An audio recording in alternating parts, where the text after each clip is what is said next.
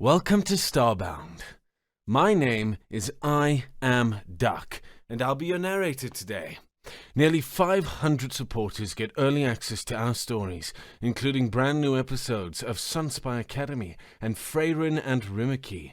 If you'd like to unlock early access and support new episodes and future series, tap join below to become a Starbound member. Now, let's get into today's story. The fluorescent lights in St. Augustine's parking garage flicker like dying fireflies, and Patricia Martinez counts them. 1, 2, 3 dead bulbs as she walks toward the hospital's employee entrance. 11 p.m., the witching hour for nurses, when the day shift's exhaustion gives way to night shift's vigilance. Her sneakers squeak against concrete, still slick from Detroit's October rain. "You're late," Jerome calls from his security desk, not looking up from his crossword. "What's a 7-letter word for bloodsucker?" "Mosquito," Patricia says, swiping her badge. "Or lawyer. Take a pick." "Vampire," Jerome grins, filling in the squares. Speaking of which, that new donation ward's still packed. Folks in there looking like extras from a zombie movie. Patricia pauses at the elevator. Still? It's almost midnight. "Money talks, even to the undead." Jerome's smile fades slightly. "Just be careful up there, Patty. Something about that ward gives me the creeps." The elevator carries her to the 3rd floor, past pediatrics with its cheerful murals, past oncology with its antiseptic despair, to the new wing that opened 6 weeks ago, the Strand Blood Donation Center, named after its mysterious benefactor. $10,000 per donation. In a city where the median income barely cracks 30 grand. It might as well be a winning lottery ticket. Patricia finds the ward bustling despite the hour. 12 beds, all occupied.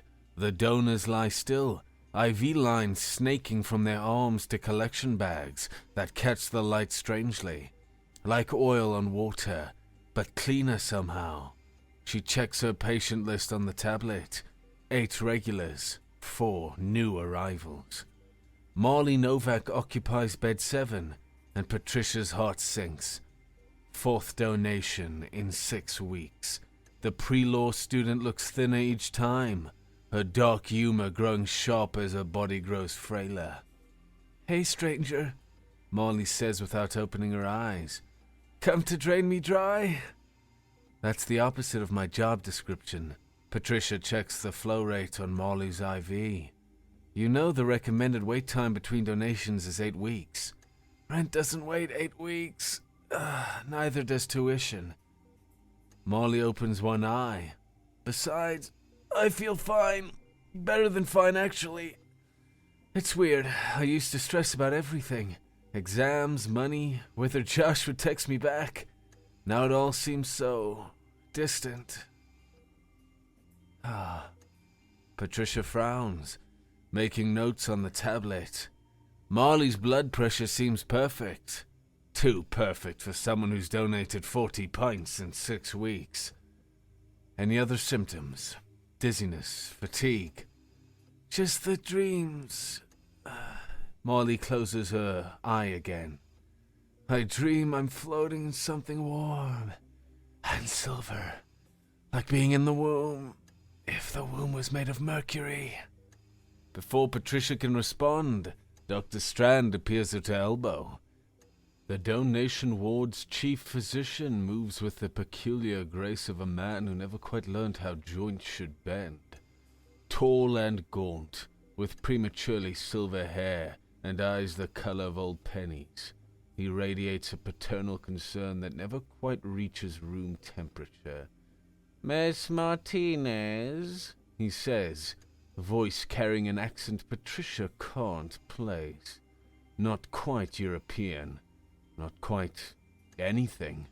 "How are our guests this evening?" "Tired," Patricia says. "Maybe we should consider enforcing longer intervals between donations." Dr. Strand's smile reveals teeth too white, too even. We monitor each donor carefully. Their safety is paramount.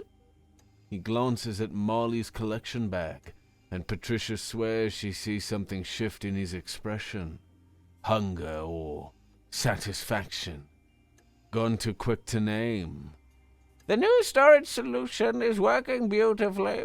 We're able to preserve 97.3% more viable cells. About that, Patricia says.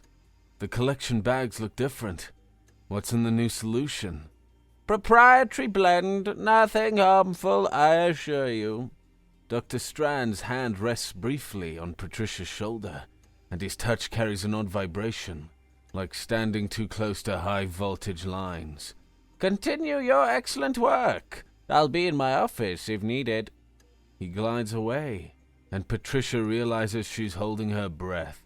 She turns back to find Marley watching her.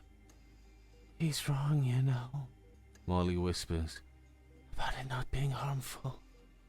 It changes you. I can feel it changing me. She grabs Patricia's wrist with surprising strength. But the funny thing is, I don't think I mind. 2 hours into her shift, Patricia tends to the new arrivals. Bed 3 holds Ellis Reeves, a veteran whose hands shake from something deeper than withdrawal. The intake form lists him as 43, but he looks 60. Homeless for 2 years, Purple Heart recipient, 3 tours in Afghanistan. I don't usually do this, Ellis says, as Patricia preps his arm for the needle. Selling blood, I mean. But the shelter's full and winter's coming. Patricia ties the tourniquet, watching veins rise beneath weathered skin. They seem too prominent, almost glowing in the harsh hospital light. No judgment here. We all do what we have to. That's what I keep telling myself. Ellis watches her insert the needle with ease. Funny thing is, other guys from the shelter, they came here last month. Haven't seen them since. Maybe they found housing with the money. Maybe. Ellis's blood flows into the tube, and Patricia notices it moves too quickly, as if eager to leave his body. But Tony Ramirez, he left his stuff behind. His medals, his daughter's photo. Tony wouldn't leave those for all the money in the world. Patricia adjusts the flow rate, troubled. Did you report it to the police? Report what? That homeless vets are disappearing? In Detroit. Ellis laughs, bitter and short. Ha! They'd give me a medal for community service. She wants to say something reassuring, but the words stick in her throat, because she's noticed it too. The way repeat donors stop coming to the hospital for anything else. No emergency room visits, no prescription refills. They just fade. Ma'am, Ellis's voice pulls her back. Is it, supposed to feel like this? Like what? Like something's pulling at me from the inside. Like the blood wants out. Patricia checks the equipment. Everything reads normal, which is itself abnormal. Ellis's vitals should show some stress response to blood loss, but the monitors display textbook perfection. It's probably just anxiety, she lies. First-time donors often feel strange. I'll lower the flow rate. But as she adjusts the machine, she sees something that makes her hands still. The blood in the collection tube isn't quite red anymore. It carries a faint shimmer, like someone dissolved starlight in hemoglobin. 3 a.m. brings the break room's bitter coffee and stale vending machine sandwiches. Patricia sits alone, replaying the evening's strangeness. She's worked emergency medicine, seen bodies pushed to every limit, but nothing like this careful erosion, this willing surrender. She's reaching for her phone to text Jerome when she hears it. Dr. Strand's voice from his office down the hall, but wrong. Their syllables run backward, Spanish twisted inside out and mixed with static. Patricia's grandmother spoke in tongues at church, but this sounds like tongues speaking in reverse. She creeps down the hallway, her sneakers silent on polished floors. Through the cracked door, she sees Dr. Strand standing motionless in the center of his office. His shadow, cast by the desk lamp, moves independently, gesturing at empty air, reaching for things that aren't there. The sight hits her brainstem with primitive terror. Shadows shouldn't have agency. On his desk, tubes of donor blood feed into a machine Patricia never seen before. It looks organic despite its metal shell, expanding and contracting like lungs. With each breath, the blood changes color, growing more silver, more alive. She backs away, but not before seeing the shipping label on a crate. Permanence Industries, Dimensional Stabilization Project. In the break room, she grips her coffee cup to stop her hand shaking.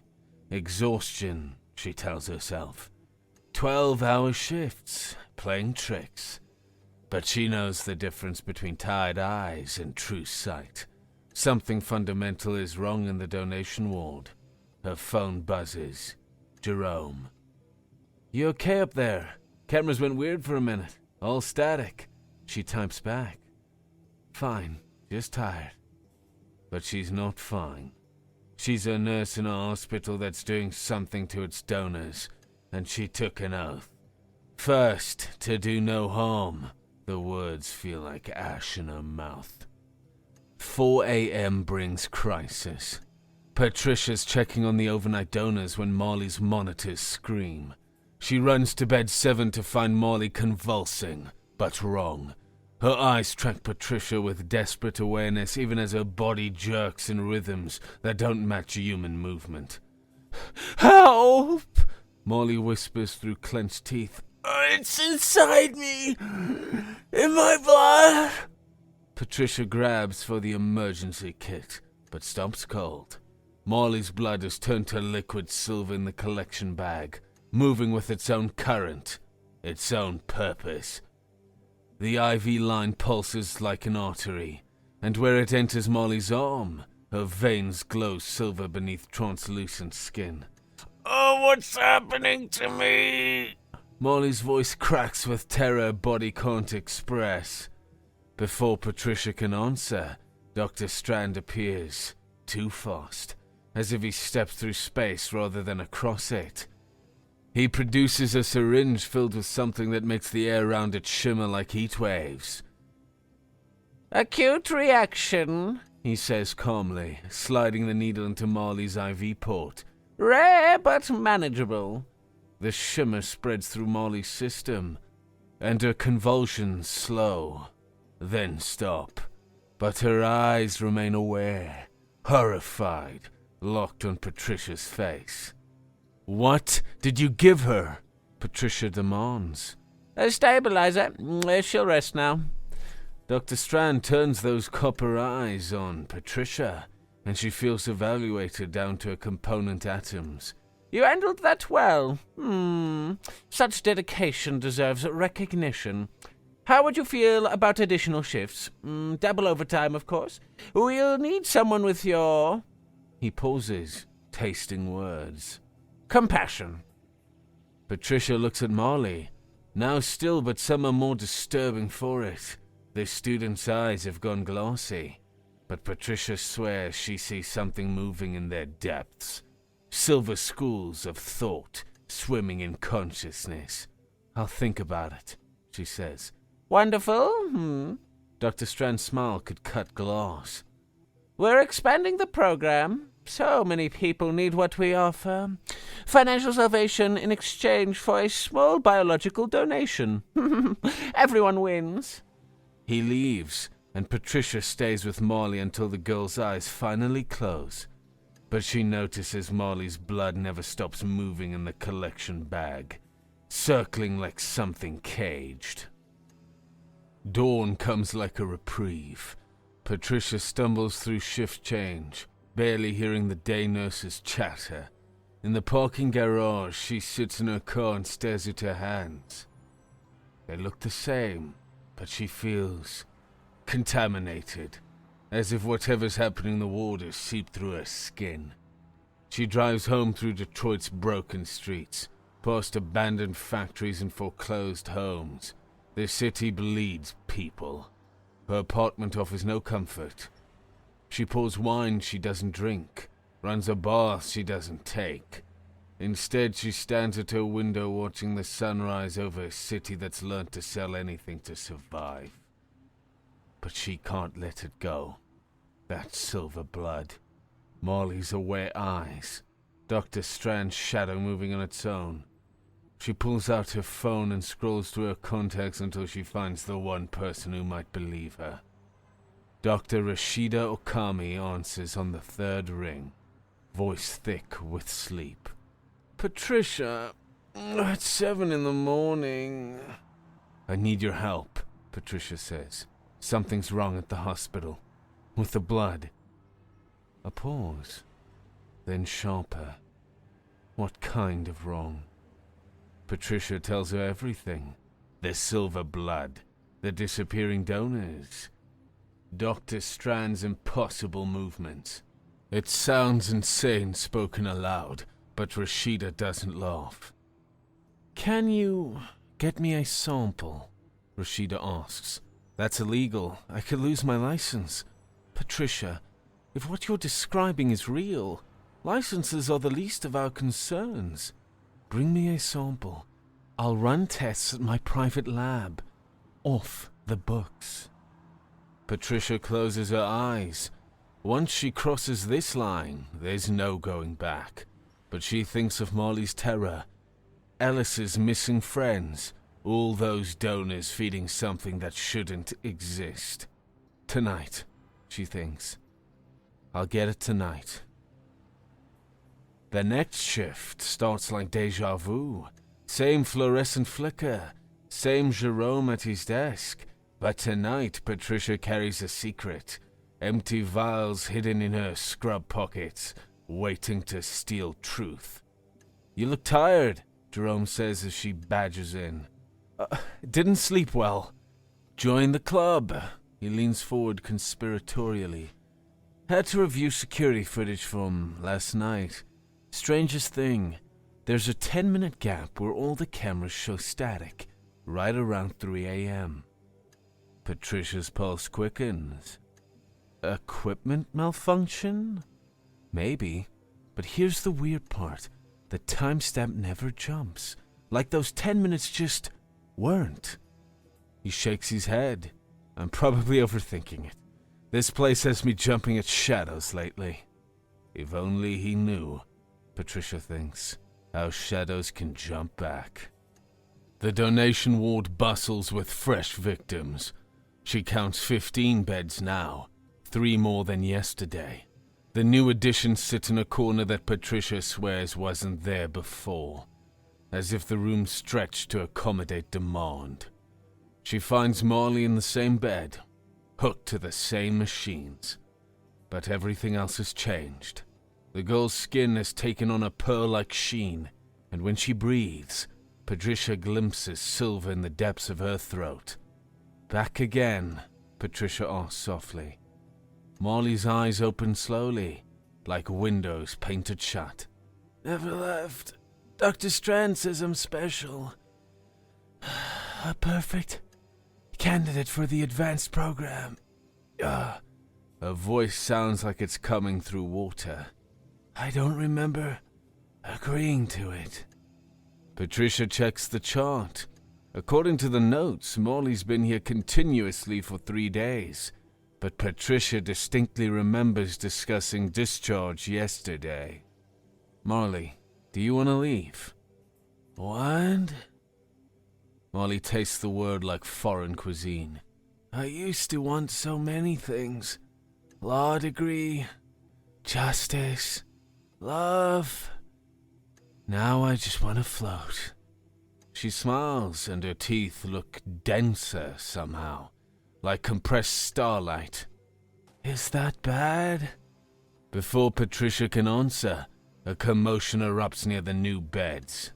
A donor, young man, maybe 20, tears at his IV line, screaming, "Ah, it's in me!" He shouts, "Can you see it moving? It's under my skin!" Two orderlies Patricia doesn't recognize materialize from nowhere, moving in perfect synchronization. They restrain the man while Dr. Strand appears with another shimmer-filled syringe. "Anxiety reaction," he announces to the ward. "Nothing to concern yourselves with."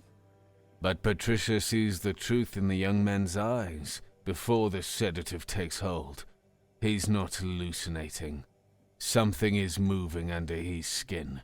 Ripples of silver, following his veins like underground rivers. She waits until the ward settles, then makes her move.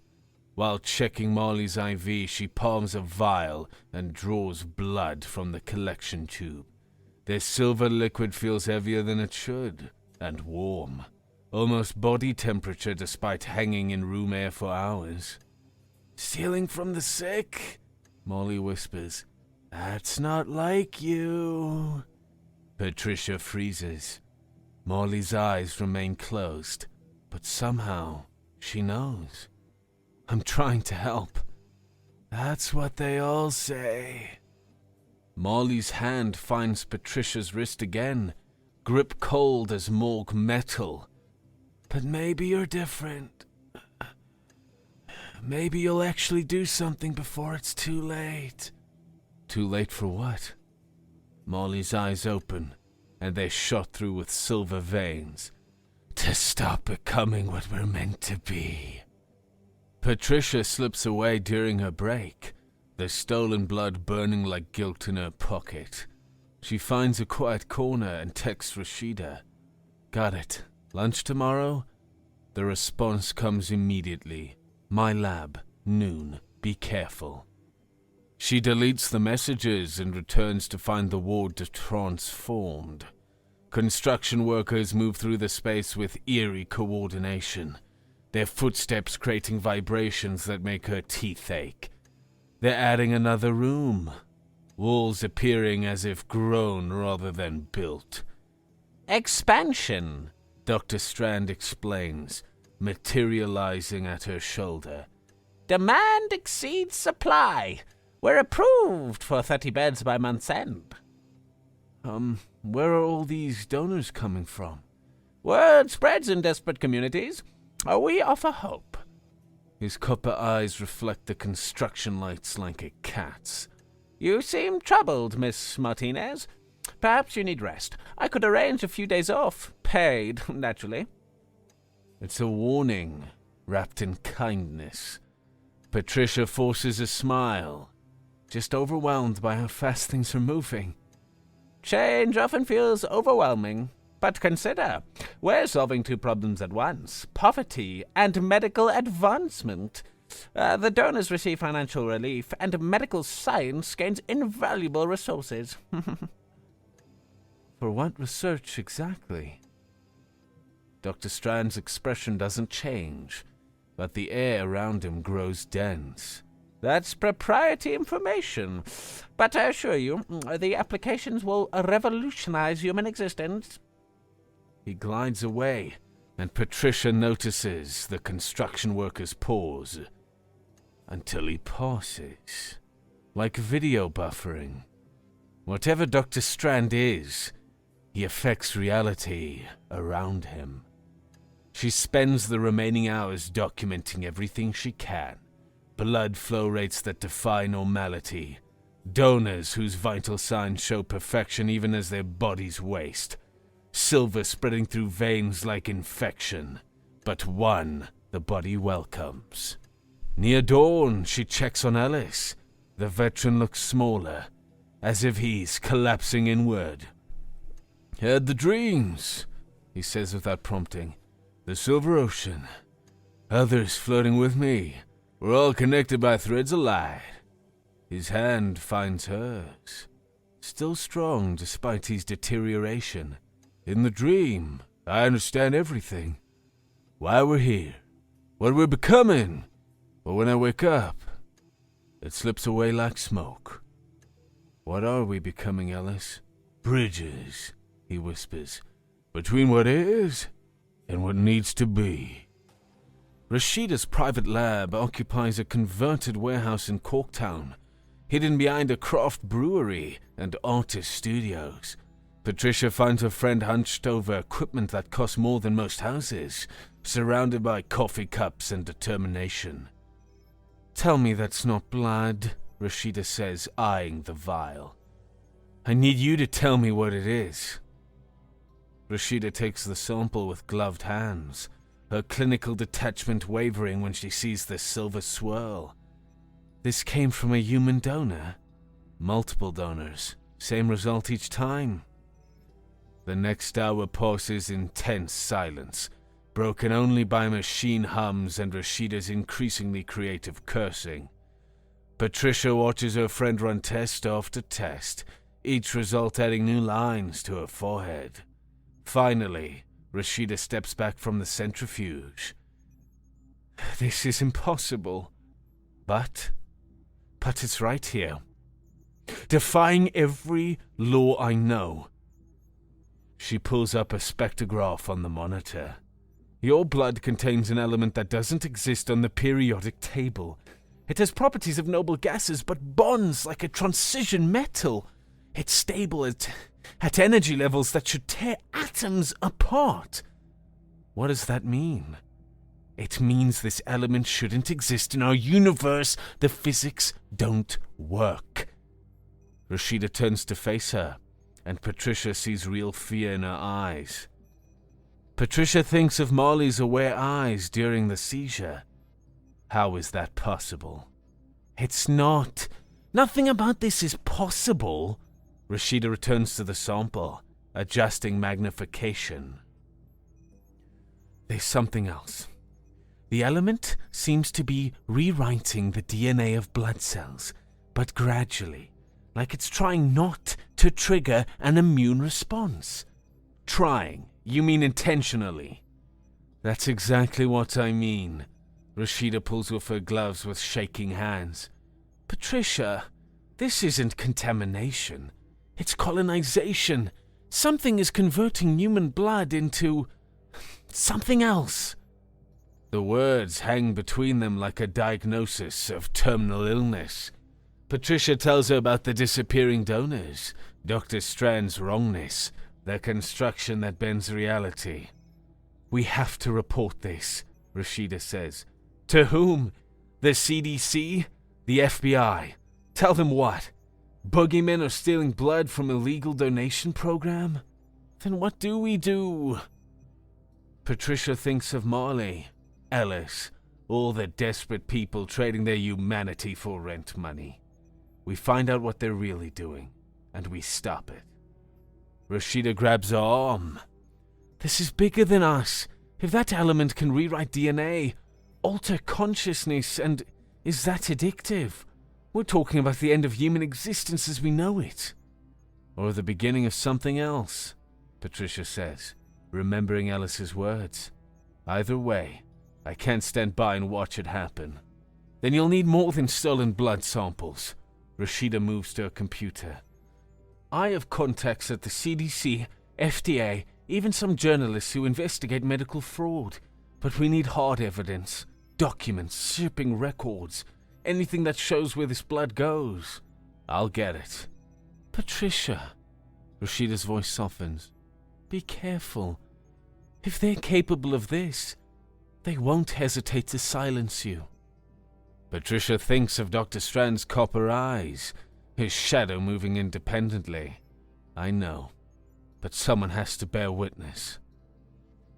She leaves with Rashida's warnings echoing in her ears, but also with purpose. The silver blood burns in her like a brand. Whatever's happening at St. Augustine's, she's going to expose it. That night, Patricia returns to work with new eyes. Every shadow could hide surveillance. Every colleague could be compromised. She keeps her expression neutral, her routine unchanged, while inside her mind races through possibilities. The ward has expanded again. 20 beds now, and a new section behind frosted glass where shapes move in ways that hurt to track. More donors arrive hourly, a parade of Detroit's desperate, trading blood for survival. She finds Jerome at his desk, staring at his monitors with unusual intensity. "More static?" she asks.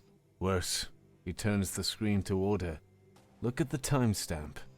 She sees security footage from the donation ward, but the clock reads November 3rd. Today's October 28th. System glitch? That's what I thought. But watch this. Jerome switches feeds. Different camera, same impossible date. Every camera in the new wing shows timestamps from next week, like they're recording the future. Patricia's skin prickles. "Have you reported it?" "To Strand?" He just smile and talk about proprietary technology. Jerome leans closer, voice dropping. "Patty, I've been here 15 years, seen weird stuff, ghost stories, unexplained deaths, the usual hospital strange, but this is different. This place feels wrong now. Like reality's gone sour. Then why stay?" He laughs bitterly. "Same reason those folks upstairs keep coming back. Money. My daughter's got special needs. Medical bills that'd make your eyes bleed. Strand doubled my salary when the donation ward opened. Another trap." Patricia realizes. Financial chain stronger than any physical restraint. "Just be careful," Jerome says. "Whatever's happening up there, it's not worth your soul." Patricia spends her shift gathering intelligence. She memorizes shipping schedules, photographs documents when alone, maps the ward's impossible geometry. The new section defies architectural logic, hallways that loop back on themselves, rooms larger inside than out. She discovers donor files in Dr. Strand's office during his rounds. Hundreds of names, each with meticulous notes on blood composition, psychological profiles, and something called conversion potential. Marley Novak ranks 98.7%. Alice Reeves scores 86.2%. A section marked Stage 3 Trials contains photos that make her stomach turn. Donors suspended in silver fluid, their bodies translucent, veins glowing like fiber optic cables. They look peaceful, but their eyes remain open, aware, watching something beyond the camera's reach. Fascinating, isn't it? Patricia spins to find Dr. Strand in the doorway. She didn't hear him approach. Never does. "I was looking for the truth." He enters the office. Movements too fluid. "Most people say they want the truth, but they mean comfortable truth. The truth that fits their worldview. Real truth tends to be more challenging." "Those photos show the next stage of human evolution." He picks up a donor file, caressing it like a holy text. "Do you know what makes humanity unique among Earth species, Miss Martinez?" She stays silent, hand inching toward her phone. "Your blood," he continues. "Specifically trace amounts of an element that shouldn't exist in this dimension. A gift from ancient visitors, dormant for millennia. We're simply activating what was always there." "We?" His smile reveals too many teeth. "I represent interests that transcend your concept of species. We're refugees, you might say. A dimension achieved perfect stability. No entropy, no death, no change. Paradise, we thought, until we realized stability means stagnation. Our reality began to crystallize, freeze into eternal stillness. Patricia's mind reels, but she forces herself to listen, to remember every word. Your blood contains the solution, Dr. Strand says. an element that exists between states, between dimensions. It allows change without chaos, evolution without extinction. We need it to save our dying reality. By turning humans into blood factories? By offering partnership. His copper eyes blaze with fervor. The converted don't suffer. They transcend, connected to both dimensions, immortal, beyond human limitations. We're not stealing your humanity. We're expanding it. And if we refuse, the temperature drops 10 degrees. Then you condemn trillions to oblivion. My people will cease to exist. Can your conscience bear that weight? Before Patricia can answer, alarms shriek through the ward. They run to find chaos, donors convulsing in unison, their blood turning silver simultaneously, collection bags swelling like balloons. Too fast, Dr. Strand mutters. The acceleration wasn't supposed to... The frosted glass section explodes outward in slow motion, revealing the impossible space behind. Patricia glimpses a vast chamber where fully converted donors float in geometric patterns. Their bodies nodes in some living circuit. Silver light pulses between them in rhythms that speak directly to her hindbrain. Join us, join us, join us. Reality tears like wet paper. Through the rift, Patricia sees another place. Cities of living glass, beings of pure thought swimming through silver seas, beauty and horror married in ways human language can't express. Then the rift seals, the convulsions stop, and silence falls like a hammer. Stage 3, Dr. Strand says quietly, has begun ahead of schedule. The next hours blur together in crisis management. Patricia helps stabilize donors while her mind processes the impossible. Alien refugees, dimensional collapse, human blood as cosmic bandage. She finds Marley in the aftermath, more silver than flesh now, but still conscious, still herself. Saw it, Marley whispers. the other place. It's beautiful, Patricia. Empty, but beautiful. Like a museum of everything that could have been. Are you in pain? No, that's the worst part. I should be terrified, but I feel complete. Like I've been half alive until now. Silver tears leak from her eyes. Is this what addiction feels like? Knowing something's killing you but wanting more. More. Patricia has no answer. She holds Marley's hand, cold now, with that strange density, and makes a decision. Near dawn, she corners Jerome. I need your help. Whatever it is, no. But his eyes say different. You've seen the timestamps, the impossible footage. You know something's wrong here. Wrong doesn't mean my problem, and I can't! What if I told you they're planning to expand to a pediatric ward? Jerome goes still. You're lying. Patricia shows him photos from Dr. Strand's files. Children's names with conversion potential scores. Jerome's daughter Isabella listed at 94.3%. Motherfuckers! He breathes. Then louder. What do you need?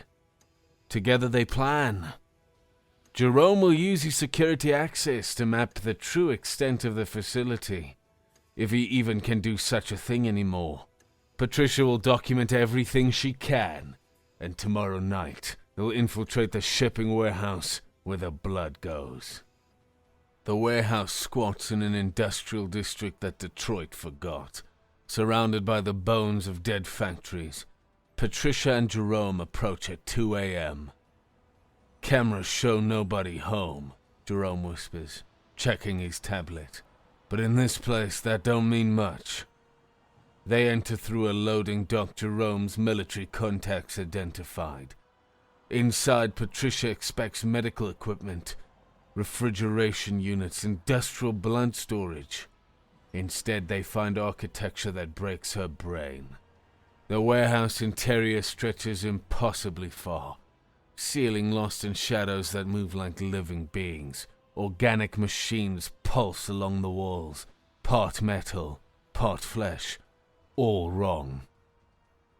They process blood through systems that follow no earthly logic, tubes feeding into space that exists sideways from reality. Jesus Christ, Jerome crosses himself. What is this place?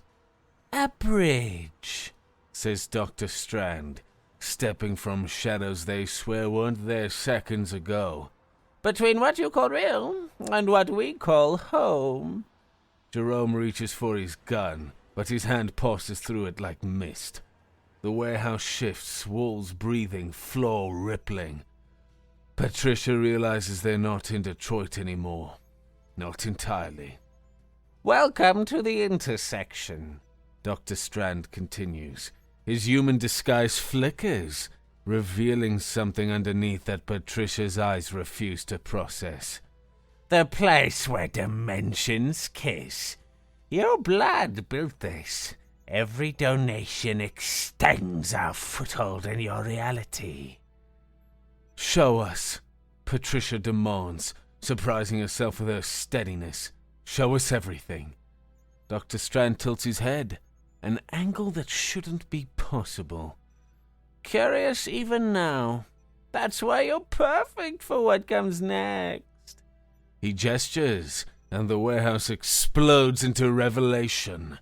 Patricia sees the network. Hospitals across the world connected by silver threads. Millions of donors feeding an interdimensional life support system. She sees the synthesis. Strand's people. Beautiful and terrible in their geometric perfection. She sees their dimension, crystallizing like a stopped watch. Trillions of souls frozen between heartbeats. "We didn't choose this. Parasitism," Dr. Strand says, and she hears genuine anguish. "We came seeking trade, partnership, but your governments wanted weapons, not wisdom. So we work with what you understand. Commerce. Blood for money. Everyone wins." "Everyone loses," Patricia counters. "You're changing us into something else." "Into bridges." A new voice. Sounds that bypass her ears and resonate in her bones. The advocate materializes. Not arrives, materializes from a tear in the universe. Patricia glimpses its true form and immediately forgets, her brain refusing the input. "Your species stands at a crossroads. Evolve with us, or watch us take what we need by force." The advocate shows them visions. Conversion camps, humans harvested like crops, children drained to feed dimensional rifts. Then another future. Humans and synthesis joined, exploring realities beyond imagination. Death conquered. Consciousness expanded. "False choice," Jerome spits. "Slavery with extra steps." "Are you not already slaves?" The advocate's not voice carries amusement like ground glass. "You sell your time, your health, your hopes, your dreams for currency. We offer the same transaction, merely more honest." Patricia feels the permanene in the air, seeping through her lungs with each breath. Her blood responds. recognizing its transformed kin. She understands now why the donors don't resist. The element makes acceptance feel like enlightenment. There must be another way, she says. Synthetic production, voluntary donors who truly understand. Attempts were made. Dr. Strand's form stabilizes into mostly human. Synthetic permanene lacks crucial properties. As for volunteers, would you volunteer if you truly understood? To become living filters for an alien dimension? The warehouse shudders. Through the walls, Patricia glimpses the donation ward, sees Molly floating in silver suspension, sees Alice connected to machines that exist in two realities at once, all aware, all accepting, all transformed beyond recovery. I've breathed it in, Patricia realizes. The permanene. I'm already changing. Yes. The advocate's presence focuses on her like a sun through a magnifying glass. You have perhaps days before the transformation becomes irreversible. Unless... Unless? You help us perfect the process. Your medical knowledge, combined with our technology, creates a truly symbiotic system where humans and synthesis merge willingly, both species saved. Jerome raises his gun, solid now through sheer will. Or I blow this whole place to hell. And condemn trillions to extinction? Dr. Strand steps forward. My wife died of cancer, Mr. Williams. Human cancer. I watched her fade while possessing the power to save her, restrained by treaties and ethics. I won't watch my entire species fade the same way. Patricia's mind races. Every instinct screams to fight, to resist, but she thinks of Molly's peace. Alice's acceptance. Are they victims or volunteers? Both? Neither? Show me, she says. Show me exactly what you're proposing. The space transforms around her. Patricia finds herself in a pristine medical facility that exists in both dimensions simultaneously. She sees volunteers, truly informed volunteers, undergoing gradual transformation. The process takes months, not days. Families visit, understanding the choice. The converted maintain their personalities while gaining abilities that blur the line between human and divine. Beautiful lies, Jerome growls, but his voice wavers. Possible futures, the advocate corrects. With your help, with the help of others like you, those willing to see. Patricia watches a converted child play with light itself, bending reality like a toy. The girl laughs. Still human in every way that matters, yet more. But she also sees the failures. Bodies that couldn't adapt. Minds that shattered between dimensions. The success rate. Currently, 30% survive with consciousness intact. Dr. Strand's honesty hurts more than lies would. With refinement, we project 80%. Without refinement, we continue as we are. Desperate, sloppy.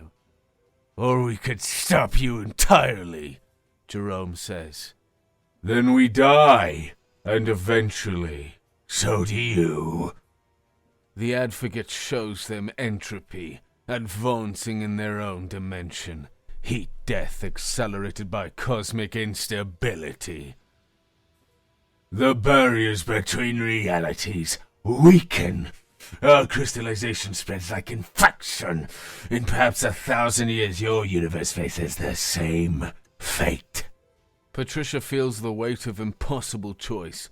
Save both species through monstrous compromise, or maintain human purity while watching reality itself decay. I need time, she says. Time is what we lack. But the advocate withdraws slightly. 3 days. Decide whether you'll help us save everyone, or condemn us all to different dooms. The warehouse snaps back to normal geometry. So fast Patricia's nose bleeds. She and Jerome stumble into Detroit's polluted dawn, carrying knowledge too heavy for human frames. We can't trust them, Jerome says once they're blocks away. We can't ignore them either. Patricia wipes blood from her face, noting its slight silver tinge. What if they're telling the truth? What if they're not? They sit in Jerome's car, watching the sunrise over a city that doesn't know it's become a battleground between dimensions. Patricia thinks of every donor in the ward, every desperate person who'll trade blood for bread. I'm going back to work tonight, she decides, to observe, to understand. That's suicide. That's nursing. She manages a weak smile. We care for everyone, Jerome, even the ones who might be monsters. The next shift feels like walking into a lucid nightmare. Patricia sees the ward with transformed eyes, dimensional rift spiderwebbing reality. Donor's blood singing harmonics human ears can't hear. Dr. Strand greets her with knowing copper eyes, but says nothing about the warehouse. She finds Molly suspended in the new wing, floating in silver amniotic fluid. The girl's transformation is nearly complete, her body translucent, veins pulsing with starlight. But when Patricia approaches the tank, Molly's eyes open. I can see you, Molly says, voice coming from everywhere and nowhere.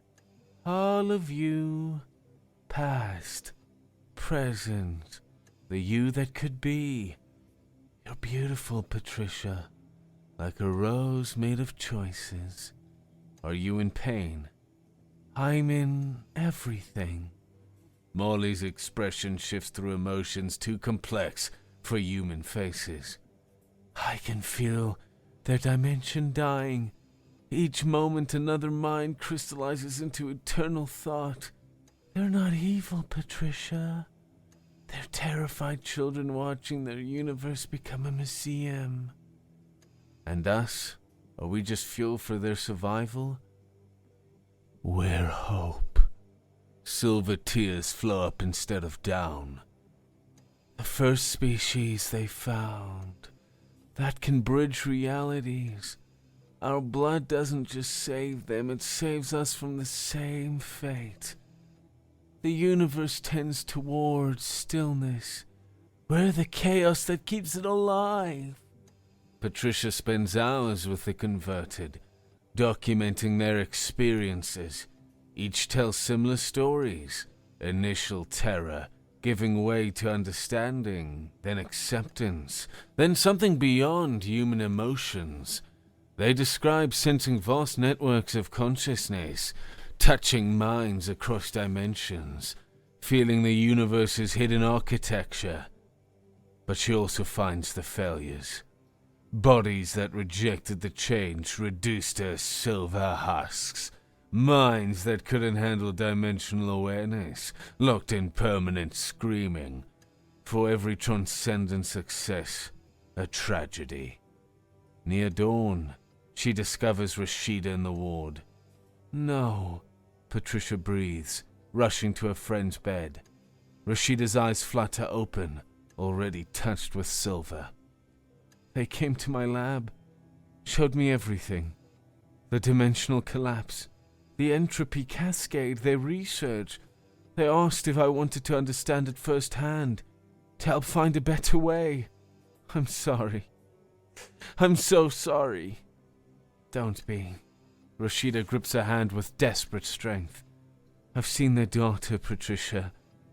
They're not lying about the entropic cascade. Our dimensions are linked now. If theirs dies, ours follows within millennia. But their methods, She convulses as silver spreads through her veins. Then we stop them. Then we fix them. Rashida's eyes burn with scientific fervor even as her body transformed. I volunteered because I saw what's at stake. I've been working on synthetic alternatives. Partial success. I just need more time. She screams, back arching as the transformation accelerates. Dr. Strand appears with sedatives, but Rashida waves him off. Let me feel it, she gasps. Need to understand the process for science. Patricia holds her friend through the change, watching her brilliant mind dissolve and reform in alien configurations. When it's over, Rashida floats in partial suspension, neither human nor synthesis, but something new. The pain, Rashida whispers, isn't letting go. Stop fighting, and it's like being born into larger life, but forcing it, rushing it, that's what kills. 3 days pass in a blur of moral agony. Patricia documents everything while her own transformation creeps forward. Silver threads appear in her veins. Her vision extends into spectrums that don't have names. When she sleeps, she dreams of crystal cities and dying gods. Jerome helps her gather evidence, but they both know traditional exposure won't work. Who would believe them? They can manipulate reality. And even if believed, what then? Military intervention against beings that exist outside reality? On the third night, the Advocate returns. Patricia meets it in the warehouse, Jerome at her side despite her protests. Your decision. Its not voice carries the weight of dying worlds. Patricia takes a breath that tastes like silver. I'll help, but on conditions. Speak. True consent. Every donor knows exactly what they're choosing. No more financial coercion. Basic income for all volunteers, whether they transform or not. Medical screening to identify those who can't survive the process. And most importantly, we develop synthetic alternatives to reduce dependence on human blood. The Advocate considers. Reality holds its breath. And if we refuse these conditions? Patricia produces a vial from her pocket, her own blood, now silver-touched. Then I perfect the synthetic process my own way. I'm already changing. Use my transformation as a template. It'll be inferior to willing donors, but it might keep you alive without destroying us. That could kill you. Better than watching humanity become cattle. She stands straighter despite exhaustion. You need us more than we need you. Our blood, our rules. Silence stretches between dimensions. Jerome's hand hovers near his gun, knowing it's useless but finding comfort in the gesture. Finally, the Advocate speaks. You would risk your species' purity to save both our kinds. Purity is overrated, Patricia says, thinking of Detroit's mixed heritage, its survival through adaptation. Evolution requires contamination. Then we accept. The Advocate's form shifts, showing something that might be approval. You'll oversee the transition. Dr. Strand will provide full access to our technology. Together we'll create a program that saves rather than enslaves. And the current donors? Those who wish to continue may. Those who wish to stop will be helped to recover what humanity they can. The fully transformed. The Advocate pauses. They're beyond reversal, but they seem content in their new existence. It's not perfect. Nothing about this is perfect, but Patricia thinks of Molly floating in silver dreams, Rashida exploring new forms of consciousness, Ellis finding peace in transformation. Maybe perfection isn't the goal. One more thing, Patricia says. No more shadow operations. If we're doing this, we do it openly. Let humanity choose its evolution with full knowledge. This could cause panic. War. Your governments have already shown us. Not governments, people, everyone. Patricia feels the permanence singing in her blood, urging acceptance. She resists, but gently. Trust humanity to surprise you. The advocate withdraws, leaving Patricia and Jerome alone in the warehouse that bridges worlds. You know they could be lying, Jerome says. This could all be manipulation. I know. Patricia examines her hands, seeing silver threads beneath the skin. But what's the alternative? Watch them take what they need by force? Let both dimensions die from stubbornness? 6 years later, Patricia stands in the transformed donation center. No longer hidden, the facility openly advertises its purpose. Bridge the dimensions. Save 2 worlds. Volunteers undergo months of counseling, medical screening, and gradual exposure. The success rate has climbed to 60% full symbiosis, with another 30% achieving partial transformation that enhances without erasing humanity. She watches Molly, now Dr. Novak, counseling new volunteers. The woman exists in both dimensions simultaneously, her legal knowledge spanning realities. She's different, but still herself, fighting for justice across dimensional boundaries. Ellis leads a support group for partial transforms, teaching them to navigate their new perceptions. His military bearing remains, now serving a different kind of war, the battle for coexistence. Rashida, her transformation complete but controlled, works on synthetic permanene production. Each batch improves, reducing the need for human donors while maintaining dimensional stability. She estimates full synthetic replacement within a decade. Dr. Strand, revealing now as Yosef Who Bridges, coordinates with world governments, no longer hiding behind human masks. His grief for his lost wife drove him to desperate measures. But Patricia has shown him gentler ways to save lives. And Patricia herself? She walks between worlds, literally. Her transformation stopped at 40%, enough to understand both species, not enough to lose her humanity. She mediates disputes, monitors the program, ensures consent remains paramount. The path hasn't been smooth. Protests rage outside the facility. Some call her traitor to humanity. Others worship her as prophet of transcendence. She ignores both, focusing on the work, saving lives even when those lives change beyond recognition. Jerome visits weekly. Still fully human, still skeptical. Any regrets?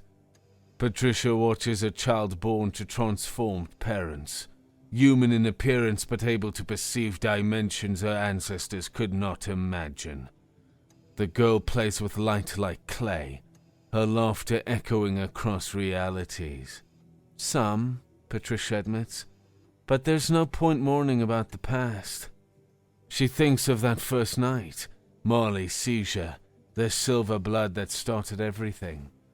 How different would things be if she'd walked away? How many would have suffered in shadow operations?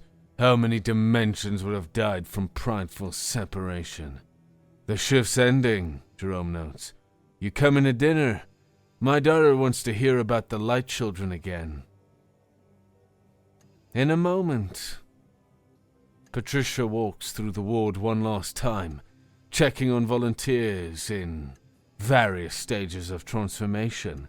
Some will emerge as bridges between worlds. Others will remain human, but enhanced. A few won't survive the process despite every precaution. Evolution demands sacrifice. But they choose. That's what matters. She pauses at a window, overlooking Detroit's skyline. The city sprawls beneath a dimensional aurora, reality wearing thin enough for both worlds to show through. It's beautiful and terrible, like everything born from desperate compromise. Her phone buzzes. Another hospital requesting information about the program. Another city ready to bridge dimensions. Another choice between human purity and cosmic survival.